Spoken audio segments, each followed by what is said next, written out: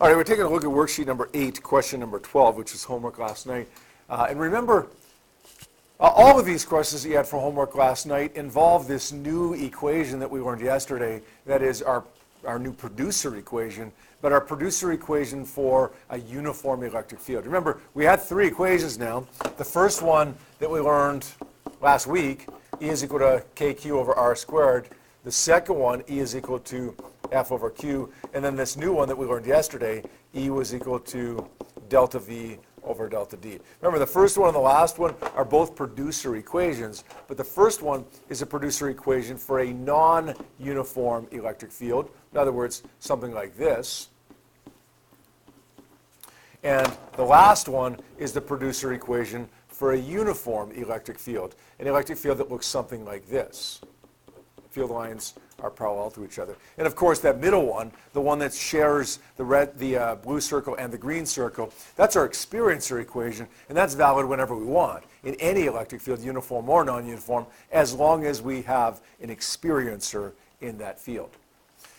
Let's take a look at question 12a here now, based on what we have on the right-hand side here, the 3 equations. It says an electron sits between 2 charged parallel plates 10 centimeters apart. The electric field strength is 2.50 times 10 to the 3 newtons per coulomb. What's the other set of units that we could use besides newtons per coulomb? What is it? Volts per meter. Do we have to change the number? No, the number is the same, right? A volt per meter is the same as a newton per coulomb. So we use whatever we want. We just got to be prepared to recognize both. What is the potential difference across the plates?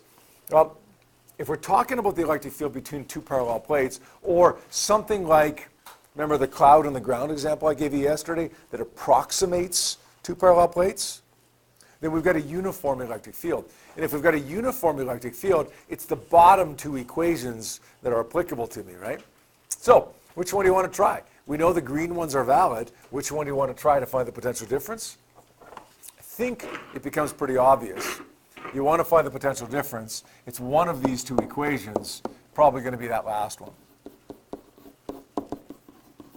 Now, we want to rearrange this to solve for delta V. Remember, that's a capital V, not a lowercase. Okay? If it was a lowercase v, that wouldn't be potential difference. It would be change in what? Change in speed or change in velocity. That's not at all what we're dealing with here. Potential difference, D goes up by multiplying, becomes the distance, not displacement, not how far the charge has gone, not how far we are away from the top plate or the bottom plate, but rather just simply the distance between the plates. And then we multiply that by the electric field strength. So we're going to say the distance between the plates is 0.100 meters. Not going to forget to convert that because I circled it.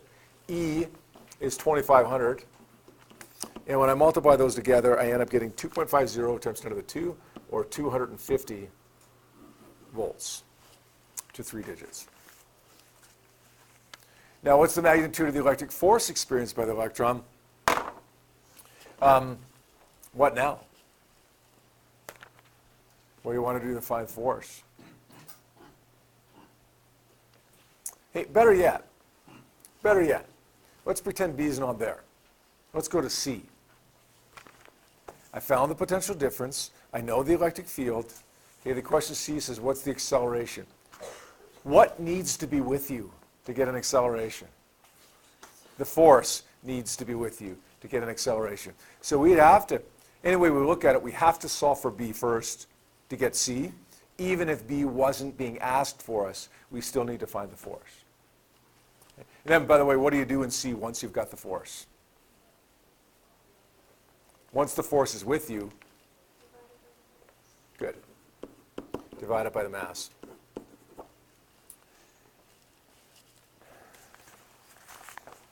Your Jedi training is going well, okay? You're learning to use the force. Not only is the force with you, you're learning to use the force properly, okay? Now, you know how to use it. We just got to make sure we can get it. Okay, how do we get the force in question B? Yep. Yeah, let's take the experiencer equation. E is equal to F over Q. Rearrange that, solve for F. It's Q times E. It's an electron, so it's 1.6. It's actually negative 1.6, but we always drop that sign, right? Don't drop the negative exponent, drop the negative base. Times 2,500. That gave me a force of 4.00 times 10 to the negative 16 newtons. So now it becomes 4.00 times 10 to the negative 16 newtons divided by the mass of, how did I know what that mass was? I don't see it in the question. It's on our data sheet, right? On the right-hand side of the data sheet, mass of the electron 9.11. Okay, do the math there, and if we said it, we say we do that on a calculator. Yeah, use the EE button, right? We don't say 4.00 times 10 to the negative 16. Actually, when you're on the top, it doesn't really matter. But we might as well get in the habit of using the EE button. Okay, when you're on the bottom, then that does matter.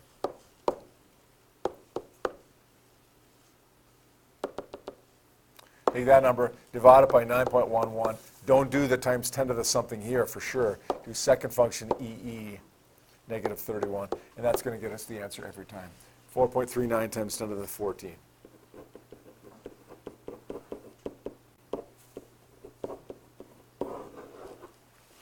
Good? Good? All right. I will post today before class is over. I'll post a practice question set on electric fields, which will be due tomorrow. Okay, so practice question set, I believe it's number 11. Practice question set number 11 will be due tomorrow. And then, of course, what's tomorrow? Wednesday? So that means on Thursday we'll have quiz number 11, right? Okay.